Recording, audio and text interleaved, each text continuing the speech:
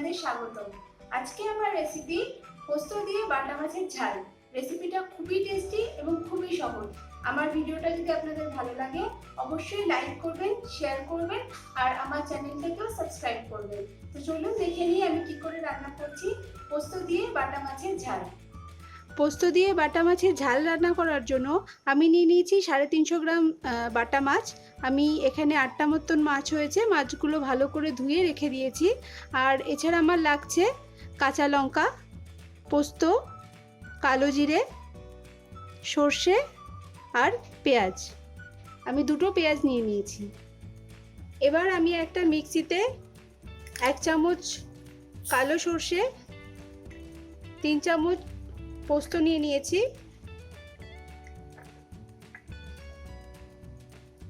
2টো কাঁচা লঙ্কা দিয়ে দিলাম। ঝালটা অবশ্যই আপনারা আপনাদের স্বাদ মতন দেবেন।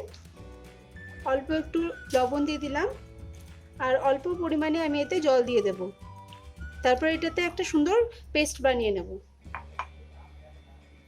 আমি সর্ষে আর পোস্তর খুব সুন্দর একটা পেস্ট বানিয়ে নিয়েছি। আর 2টো পেঁয়াজকেও আমি পেস্ট করে নিয়েছি। এবার আমি একটা কড়াই গরম করে নিয়েছি। কড়াইয়ের মধ্যে আমি 3 টেবিল স্পুন সর্ষের তেল দিয়ে দেব।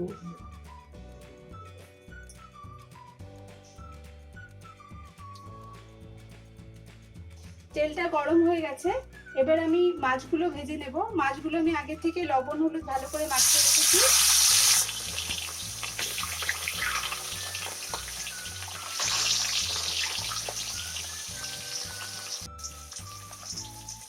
দেখতে পাচ্ছেন মাছগুলো ভাজা হয়ে গেছে।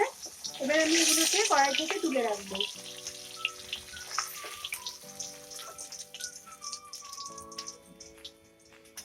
মাছগুলোকে খুব বেশি কড়া ভাজিনি, মাঝারি করে দুপাট ভালো করে আমি ভেজে রেখেছি।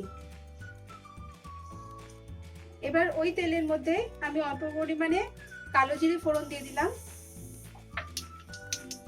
তারপরে আমি তার মধ্যে পেঁয়াজ বাটাটা পুরোটা দিয়ে দিলাম।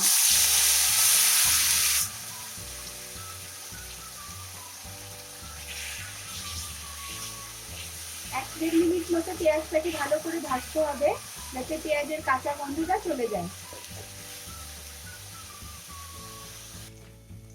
পেঁয়াজগুলো ভাজা হয়ে গেছে। এবার আমি এর মধ্যে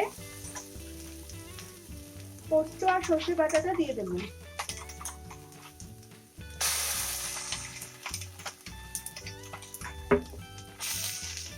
এর মধ্যে আমি সামান্য পরিমাণে লবণ দেব। আমি আগে লবণ দিয়েছি তাই লবণটা বেশি দেওয়া যাবে না। আর অল্প পরিমাণে হলুদ দেব। দিয়ে এর মধ্যে জল দিয়ে মিক্সিটার মধ্যে জল দিয়ে বাকি মশলাটা আমি কড়াইয়ের মধ্যে দিয়ে দেব।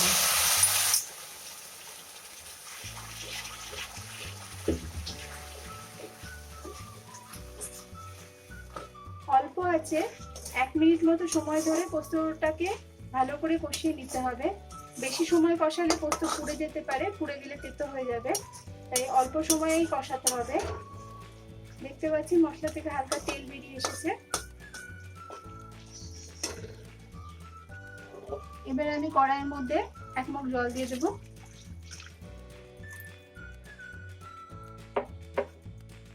আমি গ্যাসের আঁচটাও এবার ফুল করে দিলাম। এবার ঝোলটাকে ফুটে উঠতে দেবো আমি। ঝোলটা ফুটে উঠেছে 1 মিনিট সময়ের মধ্যে। এবার আমি এর মধ্যে অল্প একটু লবণ দিয়ে দেবো।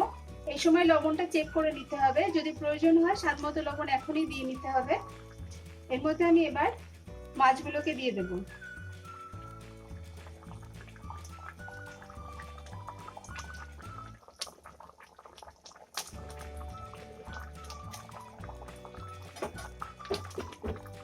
আমি 3টে কাঁচা লঙ্কা আমি দিয়ে দিলাম। এই সময় কাঁচা লঙ্কাগুলো আমি চিড়ে দিয়েছি। ঝালটা অবশ্যই নিজেদের স্বাদ মতো দিতে হবে। 1 মিনিট সময় এটাকে আমি ভালো করে ফুটিয়ে নেব। 1 মিনিট হয়ে গেছে। দেখতে পাচ্ছেন ঝোলটাও খুব সুন্দর গাঢ় হয়ে এসেছে। এবার আমি এর মধ্যে ধনেপাতা কুচি দিয়ে দেব। এটা অপশনাল, কেউ ধনেপাতা পছন্দ না করলে এটা বাদ দিতে পারেন। আমি গ্যাসটা অফ করে দিলাম। বাটা মাছের ঝালটা এখন গরম গরম ভাতের সাথে খাওয়ার জন্য পুরোপুরি রেডি হয়ে গেছে।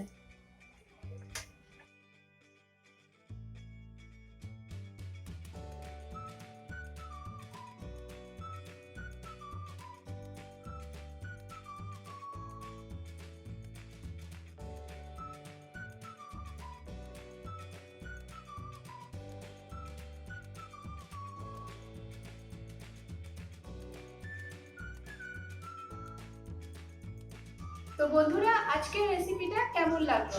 আপনাদের মতামত অবশ্যই কমেন্ট বক্সে লিখে আমাকে জানাবেন। আর কোনো সাজেশন থাকলে সেটাও আমাকে জানাবেন। আমার চ্যানেলটা সাবস্ক্রাইব করতে কিন্তু একদম ভুলবেন না। নেক্সট সেশনে আবার নতুন রেসিপি নিয়ে দেখা করছি। নমস্কার।